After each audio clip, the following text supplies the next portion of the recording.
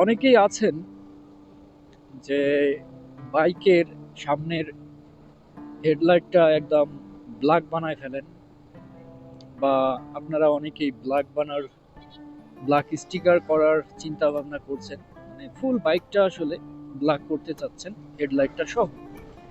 তো ফুল বাইকের ব্যাপারে বলতেছি না, আগে বাসটারে ওভারটেক করে নিই।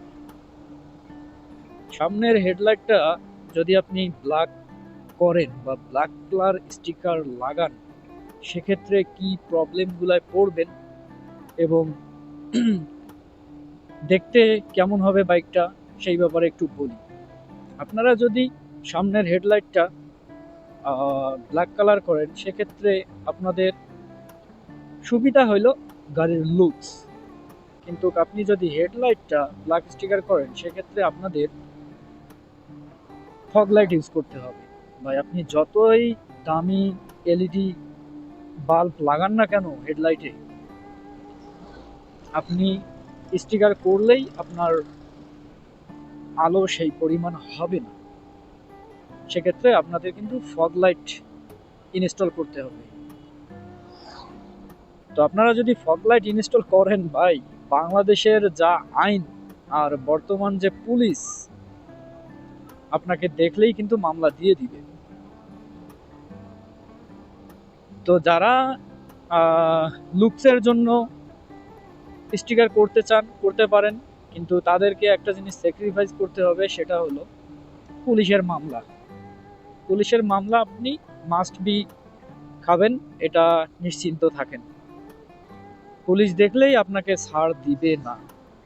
যদিও আমি হাইড্রোলিক হর্নটা ইনস্টল করছি, ওটা একটু হাইডে আছে বা গোপনীয়তা আছে, ওটা যদিও তেমন একটা দেখা যায় না, কিন্তু ফগ লাইট ইউজ করলে ওটা কিন্তু সাদৃশ্যমান, মানে দেখা যায়। তো আমি পারতাম এলইডি বাল্ব এই 3600 টাকা দিয়ে না লাগায় মাত্র 2000 টাকার ভিতরেই ফগ লাইট ইনস্টল করতে, কিন্তু আমি করি নাই একটাই কারণ, পুলিশের কাছে যাতে আমার ছোট হওয়া না লাগে। পুলিশ আমাকে কেন মামলা দিবে? এই যে হর্নটা লাগাইছি না, এটাতেও তো মামলা দিবে। কিন্তু আমার এইখানে যে সুইচ আছে, এই দেখেন, আমি এখন ছোট হর্নটা বাজাইলাম, তো সুইচটা চেঞ্জ করে দিব জাস্ট টাইমে। তো এই হলো ব্যাপার। যারা লুকস ভালো পেতে চান বা বাইকটা দেখতে একটু সুন্দর লাগবে, তারা হেডলাইটটা মডিফাই করতে পারেন বা স্টিকার করতে পারেন। আর যারা পুলিশ বা মামলা টামলা থেকে বাঁচতে চান, তারা ভাই কষ্ট হলেও একটা দামি বাল্ব লাগাবেন, আশা করি সেই এলইডি বাল্ব থেকে একটা ভালো আপনারা রেজাল্ট পাবেন। তো যাক, ফাঁকা রাস্তা থেকে চলে আসলাম, এখন ব্যস্ত ব্যস্ত রাস্তায় ঢুকতেছি। ব্যস্ত রাস্তায় বাইক রাইড করা একটু ঝামেলা, যদিও মনোটন বাইক নিয়ে আসলে অতটাও ঝামেলা পোহাইতে হয় না। মনোটন বাইক এমন একটা বাইক, চিপা চাপা অলিগলি সবখানি চালানো যায়, আর এই জন্যই আমি কিন্তু বাইকটা কিনছি। তো রাত অনেক হয়ে গেছে, রাত 9টা বাজে, এখন বাসায় চলে যাব। আড্ডা মাড্ডা অনেকটাই মারলাম। তো এই হলো ব্যাপার, আপনারা ভেবে দেখতে পারেন। তবে আমি মনে করি যারা এই বাইকটি কিনবেন, যারা বাইকটা কিনেছেন, অবশ্যই অবশ্যই এই হেডল্যাম্পটা চেঞ্জ করা প্রয়োজন। কারণ ভাই, এর যে স্টকের হেডল্যাম্পটা, ওটা দিয়ে আপনি কিচ্ছু দেখতে পারবেন না।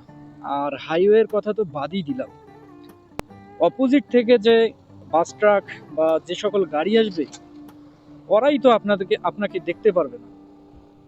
তো নিজের জীবনের সেফটির জন্য হলেও অবশ্যই একটা বাল্ব লাগাবেন ভালো মানের। তো আমি তো নবসাইড N37 এই মডেলটা ইউজ করি, আলহামদুলিল্লাহ সার্ভিস খুবই ভালো পাচ্ছি। আপনারা হয়তো ক্যামেরায়ও দেখতেছেন যে সার্ভিসটা কেমন পাচ্ছি। তো বেশি কথা বলতে চাচ্ছি না, এই মডিফিকেশনটা নিয়ে একটু আমার কথা বলার ইচ্ছা হয়েছিল, বিধায় ব্লগটা করলাম। আর যেহেতু বাইরে একটু বাইর হইছি, সেহেতু একটু কথা তো বলাই যায়, তাই না? আর সবাই চ্যানেলটা সাবস্ক্রাইব করবেন।